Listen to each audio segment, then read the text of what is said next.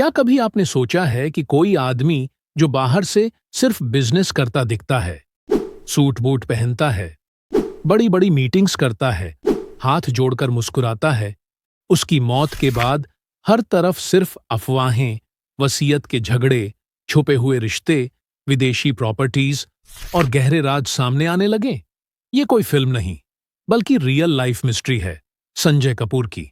एक ऐसा शख्स जिसकी जिंदगी में दौलत, प्यार, धोखा और सत्ता सब कुछ शामिल था, लेकिन जो असली कहानी थी वो सिर्फ उसकी मौत के बाद शुरू हुई। आज हम आपको बताएंगे संजय कपूर की जिंदगी के 30 ऐसे राज जिनमें से कुछ ने परिवार को बांट दिया, कुछ ने बिजनेस को उलझा दिया और कुछ राज तो ऐसे हैं जो शायद कानून के दायरे से भी बाहर हैं।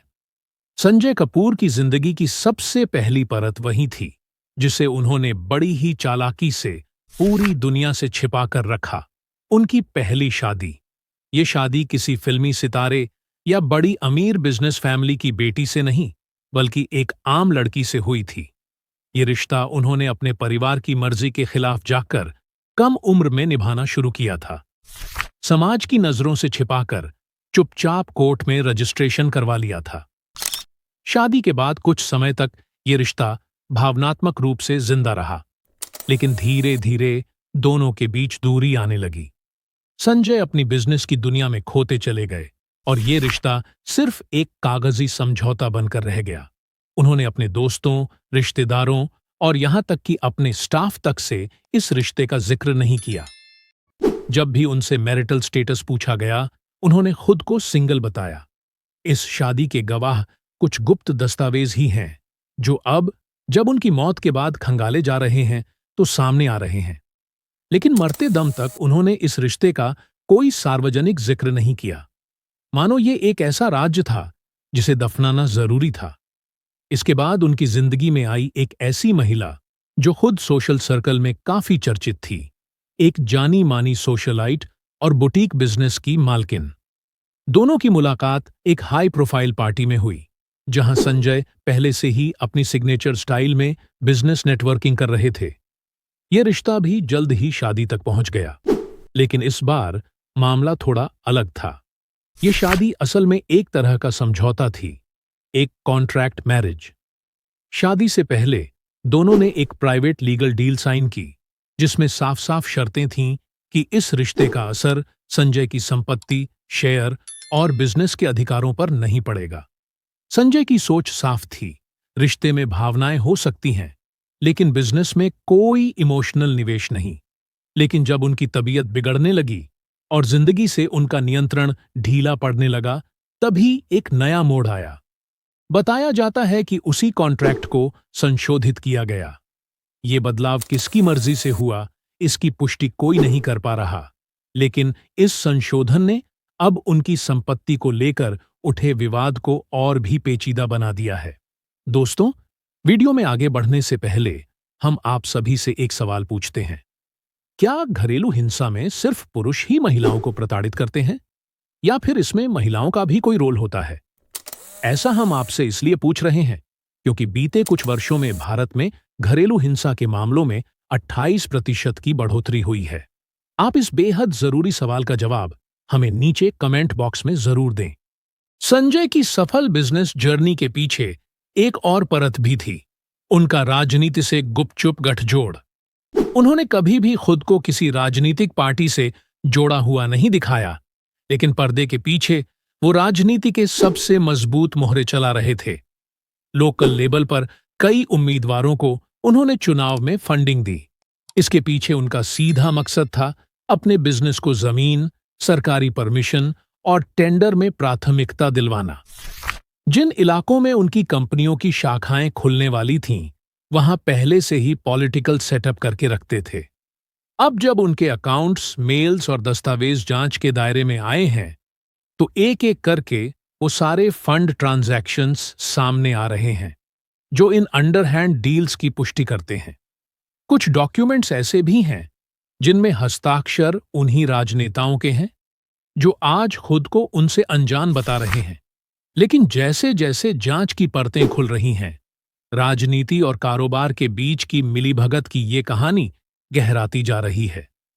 संजय कपूर की संपत्ति का असली चेहरा तब सामने आया जब जांच एजेंसियों ने उनकी विदेशी संपत्तियों की तह तक जाने की कोशिश की। वो दिखने में चाहे कितना ही भारतीय बिजनेसमैन क्यों ना हो, लेकिन उनकी असली दौलत देश की सीमाओं से बहुत दूर फैली हुई थी। दुबई, लंदन और सिंगापुर जैसे बड़े कारोबारी शहरों में उन्होंने करोड़ों की संपत्ति जुटाई थी। लेकिन हैरानी की बात यह थी कि ये संपत्तियां कभी उनके नाम पर नहीं थीं। उन्होंने दर्जनों फर्जी कंपनियों के नाम पर फ्लैट, विला, ऑफिस स्पेस और कमर्शियल प्लॉट खरीदे। उनके मालिक कागजों पर भले ही दूसरे लोग दिखते थे, लेकिन असली हकीकत सभी जानते थे। ट्रस्टेड कर्मचारियों, ड्राइवर्स, पुरानी प्रेमिकाओं या बिजनेस एसोसिएट्स के नाम पर ये प्रॉपर्टीज रजिस्टर्ड थीं। कुछ प्रॉपर्टी डील्स ऐसी भी थीं जो लिस्टेड नहीं थीं, यानी कि टैक्स रिकॉर्ड्स में उनका कोई जिक्र नहीं मिलता। इन फर्जी कंपनियों को संजय ने सिर्फ एक काम के लिए बनाया था, पैसा घुमाने और छुपाने के लिए। इन कंपनियों का इस्तेमाल उन्होंने अपनी बेशुमार दौलत को विदेशों में सेफ रखने के लिए किया, ताकि न तो भारतीय टैक्स विभाग की नजर उन पर पड़े और न ही परिवार को इसकी भनक लगे। उनकी संपत्तियों की तरह ही उनका एक और चेहरा सामने आया, एक गुप्त फाउंडेशन का, जिसके जरिए हर साल करोड़ों रुपए का दान किया जाता था। सुनने में ये एक पुण्य काम लगता है, लेकिन इस फाउंडेशन के पीछे जो मकसद था वो अभी तक साफ नहीं हो पाया है। इस ट्रस्ट का नाम किसी पुराने पारिवारिक रिश्तेदार या दोस्त के नाम पर था, जिसे कभी मीडिया में नहीं देखा गया। कागजों पर सब कुछ साफ सुथरा था, दान दिए गए, रिसीप्ट बने, ट्रांजैक्शंस किए गए, लेकिन जिन संस्थाओं को ये पैसा मिला वे या तो अब अस्तित्व में नहीं हैं या उनका कोई वजूद ही नहीं था। अब जांच में ये सामने आ रहा है कि इस ट्रस्ट का इस्तेमाल संभवतः सिर्फ एक मकसद से हो रहा था, टैक्स बचाने और संदिग्ध ट्रांजैक्शंस को छुपाने के लिए। करोड़ों की रकम ऐसी संस्थाओं को भेजी गई जिनका कोई फिजिकल पता नहीं मिलता। परिवार को भी इस ट्रस्ट की जानकारी संजय की मौत के बाद हुई, जब बैंक स्टेटमेंट्स और अकाउंट्स खोलने शुरू हुए। इस राज्य की परतें और तब गहरी हुईं जब उनके पुराने फार्म हाउस की जांच में छिपा हुआ एक कमरा मिला, जिसमें करोड़ों रुपए के गहने और दुर्लभ कलाकृतियों का निजी संग्रह रखा गया था। ये कोई आम गहने नहीं थे। इनमें मुगल काल की तलवारें, हाथ से जड़ी हुई पेंटिंग्स, गोल्ड इनक्लेड नेकलेसेस और प्राचीन सिक्कों का ढेर शामिल था। इन सब का कोई भी जिक्र न तो उनके इन्वेंटरी दस्तावेजों में था और न ही किसी बीमा पॉलिसी में। कुछ विशेषज्ञों का मानना है कि इन कलाकृतियों को संजय ने नीलामी में विदेशों से या निजी कलेक्टर्स से ऑफ द रिकॉर्ड खरीदा था। अब सवाल ये उठता है कि उन्होंने इतने महंगे और विरले आइटम क्यों इकट्ठा किए थे? क्या ये उनका शौक था या फिर कोई गुप्त निवेश प्लान? और अब जबकि इनका कोई कानूनी वारिस तय नहीं है, तो ये पूरी संपत्ति एक नई लड़ाई का कारण बन चुकी है। परिवार के कुछ लोग दावा कर रहे हैं कि ये सब विरासत का हिस्सा है, जबकि अन्य इसे गायब की हुई संपत्ति मान रहे हैं। संजय कपूर की जिंदगी में पैसा और पावर ही नहीं, बल्कि सिनेमा के प्रति एक गहरा आकर्षण भी था। बहुत कम लोगों को पता था कि उन्होंने अपने जीवन के अंतिम वर्षों में एक फिल्म प्रोजेक्ट पर काम शुरू किया था, जो एक मशहूर राजनीतिक शख्सियत की बायोपिक थी। ये फिल्म बेहद गोपनीय तरीके से बनाई जा रही थी।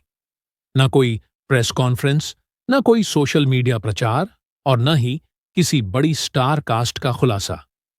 प्रोजेक्ट की शुरुआत स्क्रिप्ट से हुई, जिसे एक चर्चित लेकिन विवादों से घिरे लेखक ने लिखा था। इस बायोपिक को लेकर संजय बेहद जुनूनी थे, क्योंकि माना जाता है कि इसकी कहानी में कई ऐसे राजनीतिक राज्य थे जो पर्दे के पीछे की असल राजनीति को उजागर करते हैं।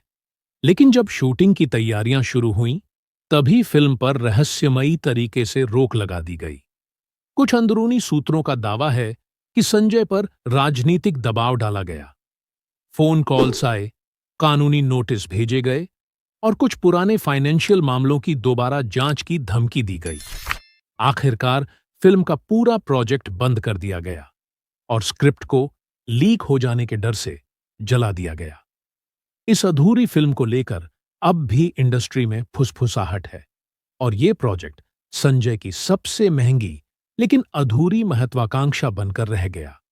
जहां एक ओर संजय की दुनिया बिजनेस और फिल्म के इर्द गिर्द घूमती थी, वहीं दूसरी ओर उनकी पर्सनल लाइफ में कई महिला मित्रों की मौजूदगी भी थी, जो सिर्फ रिश्तों के लिए नहीं बल्कि बड़े बड़े बिजनेस ट्रांजैक्शंस की रणनीति का हिस्सा थीं। उन्होंने अपनी कई महिला मित्रों को महंगे फ्लैट, लग्जरी कारें, विदेशी ट्रिप्स और गहनों जैसे गिफ्ट दिए थे। लेकिन ये गिफ्ट सिर्फ इमोशनल कनेक्शन की निशानी नहीं थे। असल में ये सारी चीजें उन बारीक समझौतों का हिस्सा थीं जो उनके कॉरपोरेट विस्तार से जुड़ी थीं। इनमें से कुछ महिलाओं के नाम पर कंपनियां खोली गईं, उनके खातों में पैसे ट्रांसफर हुए और शेयर ट्रांजैक्शंस भी दर्ज किए गए।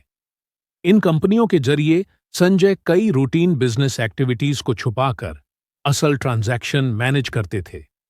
अब जब संजय की मौत हो चुकी है, तो इन महिलाओं के पास जो मौजूद प्रॉपर्टीज और फाइनेंशियल दस्तावेजों है, उनको लेकर भी नया विवाद खड़ा हो गया है। सवाल ये है कि क्या ये गिफ्ट थे या बिजनेस ट्रांजैक्शंस की मास्किंग? और इन तमाम रहस्यों के बीच सबसे रहस्यमय बात वो कॉल है जो संजय कपूर ने अपनी मौत से ठीक पहले की थी, रात के 2:40 पर। ये एक इंटरनेशनल कॉल एक प्राइवेट नेटवर्क से की गई थी, जिसका नंबर आज भी किसी के नाम पर रजिस्टर्ड नहीं है। ये कॉल संजय का आखिरी संवाद था। लेकिन किससे? क्या उन्होंने किसी खास को अलविदा कहा, या किसी को कोई निर्देश दिया, या किसी को कुछ सौंपा? उस कॉल का डाटा रिकॉर्ड एजेंसियों के पास मौजूद है, लेकिन उसका कंटेंट सील बंद है। जो लोग संजय के करीबी थे, वे भी इस कॉल के बारे में अनजान हैं। कुछ का कहना है कि ये कॉल उनके वकील को गया था। कुछ का दावा है कि ये किसी पत्रकार या राजनीतिक नेता को किया गया था, लेकिन किसी के पास इसका पुख्ता प्रमाण नहीं है। इस एक कॉल ने पूरे केस को एक थ्रिलर की तरह बना दिया था, क्योंकि हो सकता है वही वो कॉल हो जो संजय की मौत की असली वजह हो। संजय कपूर अपने सीने में कई रहस्य रखकर चले गए, जो उनकी मौत के बाद एक एक करके बाहर आ रहे हैं। इनकी कहानी अभी पूरी नहीं हुई है। आज की ये वीडियो हद से ज्यादा लंबी हो चुकी है, जिसकी वजह से हम संजय कपूर की बाकी की कहानी आपको अपने अगले वीडियो में देंगे, जो बहुत जल्द आपके सामने होगी। आने वाले अगले वीडियो में हम संजय कपूर के जीवन के और भी कई ऐसे रहस्यों के बारे में बताएंगे, जिनके बारे में आज तक किसी भी यूट्यूब चैनल ने आपको नहीं बताया होगा। संजय कपूर की ये कहानी अब खत्म नहीं हुई है, बल्कि ये तो सिर्फ एक शुरुआत है। अगर आपको हमारे द्वारा बनाया गया ये वीडियो पसंद आया हो, तो हमारे चैनल बॉलीवुड बायो टाइम को अभी सब्सक्राइब करें, और अगर हो सके तो इस वीडियो को अपने दोस्तों के साथ शेयर भी जरूर करें। हम मिलते हैं अपनी अगली वीडियो में। धन्यवाद।